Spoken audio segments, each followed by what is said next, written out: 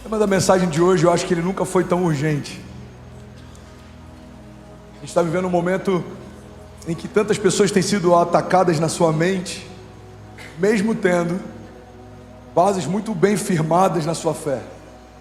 E sobre isso que eu quero falar hoje. Eu quero falar sobre mentalidade, porque pastoreando há alguns anos eu tenho percebido, irmão, olha para mim e não se distrai, que tem muita gente parando na jornada de fé ou tendo uma jornada inconstante, não por conta da quantidade de fé que tem, mas por conta da qualidade dos pensamentos que carrega. Se eu tenho uma fé bem firmada, mas a minha mente não é funcional, eu posso ter uma jornada inconstante e estar achando que é falta de fé. Se eu tenho uma fé muito bem firmada, mas algumas partes da minha mentalidade não foram redimidas, eu posso viver uma jornada inconstante e achar que isso tem a ver com o que eu creio. Tem muita gente que crê certo, mas pensa errado. Vou falar isso de novo. Tem muita gente que crê certo, mas pensa errado. E muitas vezes os pensamentos que a gente tem sabotam a fé que a gente carrega. Pastor, me dá um exemplo prático. Eu conheço pessoas que creem que Jesus pode salvar e curar, mas quando estão prestes a receber a sua cura, a sua mente começa a dizer: isso é loucura, não vai acontecer, isso é coisa da sua cabeça. A nossa mentalidade muitas vezes rouba de nós aquilo que a fé quer acrescentar, e é por isso que é tão importante termos uma fé fundamentada, mas também uma mentalidade redimida. Alguém está comigo? Diga amém. A Bíblia diz, Provérbios 4, 23, sobre tudo o que se deve guardar, guarda o teu coração, porque dele procedem as fontes de vida. Igreja, olha para mim. No original, quando a palavra diz sobre tudo, no original tudo significa tudo. Se a Bíblia pudesse escolher, e ela poderia ter escolhido qualquer outro item na nossa jornada, qualquer outra parte de nós, ainda assim a Bíblia escolheu o centro das nossas emoções como o lugar que a gente precisa mais proteger.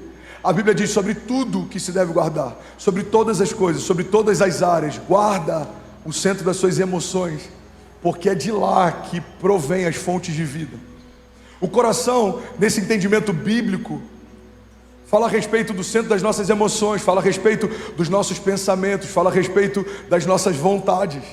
E é interessante porque se o nosso coração não estiver alinhado, se o nosso coração não estiver redimido, sem perceber, a gente pode se perder. As nossas motivações podem se perder, por mais que as nossas ações sejam boas. Se as nossas motivações estiverem erradas, irmão, guarda isso, fazer a coisa certa do jeito errado se torna a coisa errada. Se eu quero viver uma história com Deus só para provar na antiga igreja que eles não reconheceram o que eu carregava, mas agora eu estou fluindo, isso é buscar a coisa certa do jeito errado. Se eu quero viver uma nova estação só para provar para quem fazia parte da minha velha estação que eu estou vivendo algo maior e mais glorioso, isso é buscar a coisa certa do jeito errado. Mas sem perceber, muitas vezes a nossa mentalidade nos sabota. Estamos perseguindo algo bom, mas estamos correndo atrás disso debaixo de uma perspectiva errada. Alguém está comigo? Diga amém. Existem vários tipos de mentalidade. Uma das mais comuns é a mentalidade de fuga. Como eu vi isso lá em Miami? Quase 5 anos pastoreando, e eu via muita gente que não só era estrangeira, imigrante, mas alguns deles estavam debaixo de uma mentalidade fugitiva também. Por quê, pastor? Porque não foram construir uma história na América, foram fugir de uma história do Brasil. Nem todo mundo que está na América, por exemplo, dos que eu pastoreei, nem todos, tá? Existe uma parcela grande, mas nem todos foram para governar na América. Alguns só querem se esquecer do Brasil. Nem todos foram para empreender na América. Alguns só querem deixar para trás algumas marcas e histórias ruins do Brasil. Quantas vezes eu tive que ministrar sobre grandeza e eu tive que falar sobre isso com a igreja: ei, irmão, você veio para fazer algo com Deus na América, você não veio para fugir do velho, você veio para perseguir o novo, você não veio para fugir do passado, você veio para construir o seu futuro, você não veio por conta de traumas do passado, você veio para viver uma nova história com Deus. Alguém está comigo? Diga amém. Joe, vamos junto, lindão. Eu só tenho 30 minutos para a gente queimar, vamos junto, eu preciso de você. O problema de uma mentalidade fugitiva é que ela está sempre tentando dar uma resposta ao passado. É alguém que está num novo relacionamento incrível, mas está mais preocupado em dar uma resposta para o relacionamento anterior, para dizer que agora você está melhor do que antes, do que na verdade usufruir da graça do seu novo relacionamento. É alguém que está numa nova igreja e ao invés de usufruir de uma casa saudável, está sempre tentando mostrar para a casa anterior que eles não perceberam o quão bom você era, ou o que você carregava, ou o potencial que você tinha. Irmão, olha para mim, nós não podemos construir o novo olhando para o velho, porque as coisas velhas ficaram para trás, e em Jesus tudo se fez novo. O novo tem que ter cheiro de novo. Outro tipo de mentalidade que tem sabotado muita gente é uma mentalidade ansiosa. Estamos tão preocupados com os gigantes que podem surgir, que estamos cansados para enfrentar os gigantes que já se levantaram. Tem gente que está tão preocupado com o gigante que vai enfrentar na quarta-feira, com uma reunião importante que tem na quinta-feira, que esqueceu que existem gigantes se levantando para roubar uma palavra de vida que você pode receber exatamente agora, irmão. Existem gigantes que vão se levantar amanhã, mas existem gigantes que já se levantaram hoje. Mentalidade ansiosa se consome pelas próximas batalhas, pelos próximos desafios, pela próxima estação.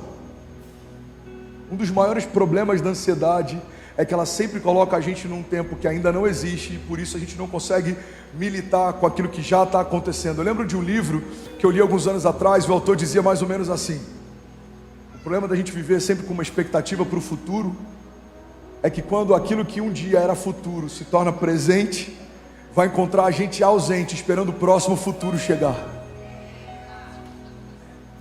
Tem gente que sonhava com uma estação que já está vivendo, mas nem consegue usufruir, porque já está sonhando com a próxima. Tem gente que sonhava com romper, já está vivendo esse romper, mas nem consegue usufruir, porque já está sonhando com o próximo. Sabe, esse é o tipo de mentalidade que eu preciso controlar o tempo inteiro.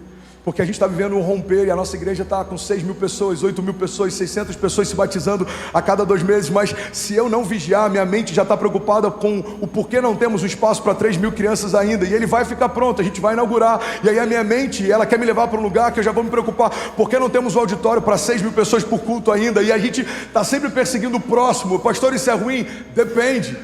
Se a expectativa pelo próximo rouba de você a alegria e a gratidão do que você já está vivendo, você vai sempre viver perseguindo algo que não chega. Existe outro tipo de mentalidade que tem sabotado muita gente, irmão, que é a mentalidade de escassez. A mentalidade de escassez me faz enxergar todo o futuro e as promessas e as possibilidades, não segundo aquilo que Jesus carrega, mas segundo aquilo que eu carrego. Irmão, guarda isso. Sobre toda a promessa que o Senhor me fez, se eu olhasse para mim e procurasse no espelho as respostas para aquele comissionamento, eu me frustraria. Foi assim com cada herói da fé. Deus chama Moisés, Moisés olha para si e ele fala para Deus: Deus, mas quem sou eu?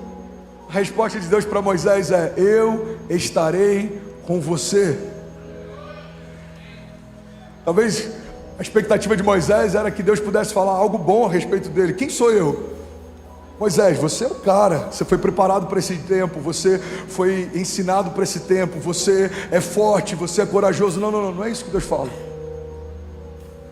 Em outras palavras, é como se Deus falasse: Moisés, eu sei que você não tem o que precisa, mas eu quero te lembrar, eu estarei com você. Mentalidade de escassez, ela olha tudo a partir de uma perspectiva de falta. Guarda isso, irmão. Deixa eu abrir um parênteses aqui para empreendedores. Tem alguém que é empreendedor aqui? Eu tenho um desafio no meu time, porque eu sempre quero trazer uma visão ou algo criativo, e sempre tem pessoas que querem criticar a visão enquanto ela está sendo gerada. Você conhece alguém assim? Você nem começou a sonhar, alguém já está dizendo que é impossível fazer. Aí alguém comentou comigo uma dinâmica que o Walt Disney usava para criar, e aquilo ressignificou tanta coisa dentro de mim. E esse parênteses aqui, por mais que não seja necessariamente ligado à palavra, pode abençoar alguém que está aqui. Ele tinha uma sala, e a primeira sala era uma sala mais lúdica. Nessa primeira sala, ele entrava lá só para sonhar. Então eles pensavam em coisas incríveis, em coisas extraordinárias, em coisas extravagantes, em coisas autênticas. Depois que eles saíam dessa primeira sala, parte do time ia para a segunda sala. E nessa segunda sala, era a sala onde eles operacionalizavam a visão. Como a gente vai tirar do papel? Como a gente vai fazer isso acontecer? Como a gente consegue cumprir isso? E existia uma terceira sala. A terceira sala era a sala da crítica. E a sala da crítica é quando aquilo que foi sonhado, visionado, já foi operacionalizado, já foi esquematizado. Agora eles iam para um lugar onde eles pensavam tudo que poderia dar errado. E se isso aqui acontecer, e se esse cenário acontecer, e se isso aqui acontecer. E sabe o que é interessante? Muitas vezes A gente está debaixo de uma mentalidade de escassez tão grande que quando Deus nos dá uma visão extraordinária, a gente já leva direto ele para essa sala, para dizer: Deus, você não está entendendo, eu não tenho o que precisa para viver o que você está me mostrando. Eu não